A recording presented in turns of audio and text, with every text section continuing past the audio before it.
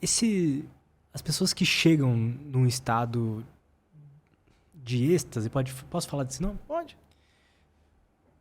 Elas ficam bem apesar de estar passando por algum sofrimento ou elas não chegam a sofrer? Entende o que Veja, eu quero dizer? É um estado separado emocional ou elas, independente do estado emocional, ela tá bem? independente de qualquer coisa externa, elas dão bem. Porque, por exemplo, e isso é uma coisa comum de se dizer na Índia, né? Que vários dos mestres que eu sigo, o Ramana Maharshi, que eu te falei da outra vez, que é aquele menino que com 16 anos se iluminou, eu vi que o corte ficou, o pessoal adorou. Foi bem, Ele, o Shri Ramakrishna, o guru da minha linhagem, que é Lahiri Mahashaya, todos eles morreram de câncer. Sim, e foram doenças. O Ramakrishna teve câncer de garganta, as dores eram horrorosas. Dizem que Shri Ramana Maharshi, o menino lá que depois se tornou sábio, da montanha para onde a gente vai agora em abril, ele teve um câncer no braço e no final a vida era muito dolorosa, mas que nem por um instante eles reclamavam. Também é dito que esses mestres que chegaram nesse nível de emancipação usam dessas doenças para queimar o karma dos seus discípulos. Aí é quem acredita na tradição, né? Ou seja, a gente tem um monte de coisas acumuladas em nós, de impedimentos, de traços de personalidades, de coisas arraigadas em nós que precisam ser rompidas. E de alguma forma eles fazem essa alquimia consumindo isso no corpo deles. Aí quem acredita, eu, por exemplo, acredito porque eu vi isso funcionar, sabe? Tipo, um mestre assumir para si uma parada e de repente você começa a sentir um tremendo de um alívio. Eu não sei se é só psicológico, mas... Agora, o que é fato da tua pergunta esses caras passaram por uma doença que para a maior parte de nós é terrível, é horrorosa, é apavorante, e eles não reclamavam, eles não lamentavam, eles continuavam com a rotina deles até o final. O caso do Ramana, dizem que ele... no final quase não conseguia comer, que ele já estava passando por tremendas dores, mas ele não reclamava. E aí um discípulo falou assim, e se a gente levar o senhor para fazer uma cirurgia, tal, mais uma cirurgia? Ele olhou e falou assim, não é necessário, tudo vai ficar bem em 3 dias. Dentro de 3 dias vai ficar tudo bem. E daí foi passando, chegou no 3º dia, ele sentou e pumba, morreu. Assim, tipo, eu tô consciente da minha hora de partir, eu não tô apegado, eu não tô sofrendo porque meu corpo tá morrendo, gente. Essa é a qualidade de consciência de um yogi. Mostrar pra nós assim, o meu corpo vai morrer também, igual o de vocês. Mas eu não tenho nem um pouco de medo disso e nenhum problema com isso. Porque tá bom, e se a morte for tela preta, pumba, acabou? Ué, eu não vou ter nenhuma consciência disso pra sofrer com isso, pra lamentar disso. Se, por outro lado, a vida continua, melhor eu morrer com muita dignidade, para que a continuidade dela seja tão boa quanto eu estou levando ela aqui. Então, se é inevitável a gente morrer, refletir sobre a morte é necessário, é o que um yogi faz. Por isso que a gente medita em crematório, cemitério e tal. Para olhar para a impermanência, eu fiz isso várias vezes. Até a Patrícia, minha sócia, estava falando, né?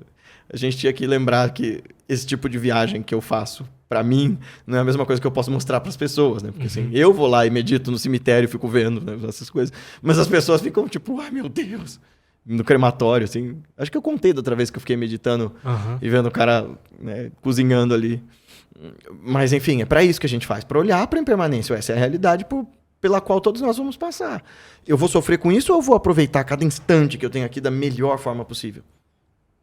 Pois é, cara. Apesar de eu não meditar assim, toda vez que eu penso sobre a morte e medito sobre ela, às vezes me pego num momento onde, sei lá, eu tô ali nos prazeres rápidos, mas eu tô, sei lá, me distraindo e eu tô perto da minha namorada, eu poderia estar aproveitando aquele momento junto, sabe? E eu penso assim, pô, se ela morresse amanhã, né? Eu gostaria de ter passado ou se eu morresse, eu gostaria de ter passado esse dia final assim, sabe? Aí você começa a moldar um pouco sua vida, né, cara? Isso. Te dá uma dimensão prática das coisas, assim, de cara... E não é aquilo, não, eu vou me endividar, comprar uma Ferrari. Não é isso.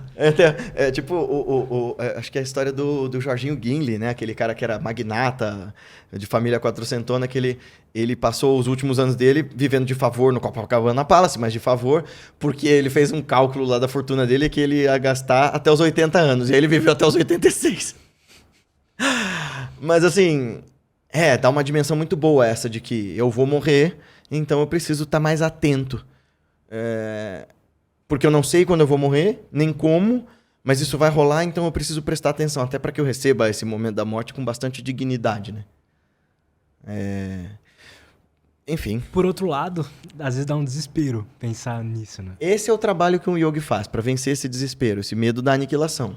Porque isso que é uma prática que faz você vencer a morte. Porque para um mestre desse calibre, ele chegou tão fundo nessa experiência que ele entendeu que a morte não é nada. Não significa nada para essa consciência profunda. O Alan Watts, que é um cara que eu gosto muito, tem uma passagem, ele era muito bem-humorado, né? E chegou uma vez uma mulher... Já vi uns vídeos dele, eu gostei bastante. Muito bom, ele é muito bom.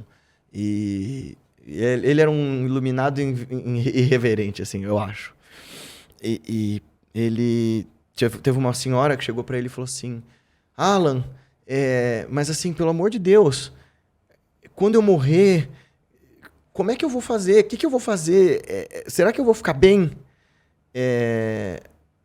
O que de mim sobra, né? Eu não lembro exatamente a pergunta da mulher, mas ele olha para ela e fala assim, felizmente, querida, para você isso não vai ter a menor importância, porque esse eu que está preocupado com o que acontece na morte, ele vai ser completamente obliterado e aniquilado, então não vai ter nenhum problema para você enfrentar com a morte.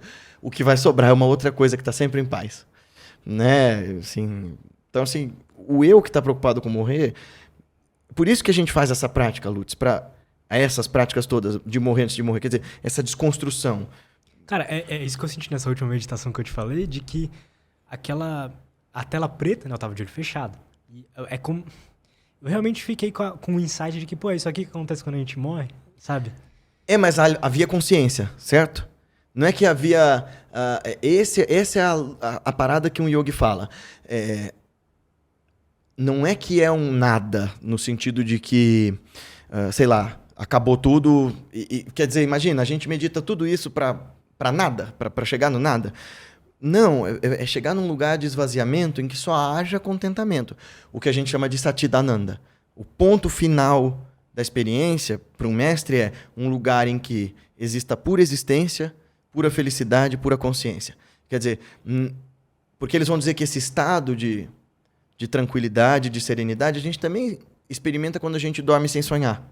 Quando você tem aquele sono reparador, sabe? Aí você acorda e fala assim, nossa, que maravilha. A questão é que nesse sono sem sonhos, não havia consciência ali. Você está torporificado, né? Como quando você toma uma anestesia. Você não sabe que aquilo rolou. Agora, nessa tua experiência, você estava consciente. Havia consciência daquele estado que você estava experimentando. E isso é que tornava tudo maravilhoso. A luz da consciência que ilumina a experiência. É verdade. Não é a mesma coisa do que se eu tentar imaginar o que tinha antes de eu nascer, né? Uhum. Não é a mesma coisa. Não, mas há uma consciência ali, profunda, vasta, oceânica, que abarca todas as coisas. Isso é sensacional. Eu adoro conversar com você. Eu também. Gostou desse corte? Espero que sim. Se você quer receber mais conteúdo sobre desenvolvimento pessoal, saúde mental e autoconhecimento, não esquece de se inscrever aqui no canal, beleza? Valeu, até a próxima e tchau.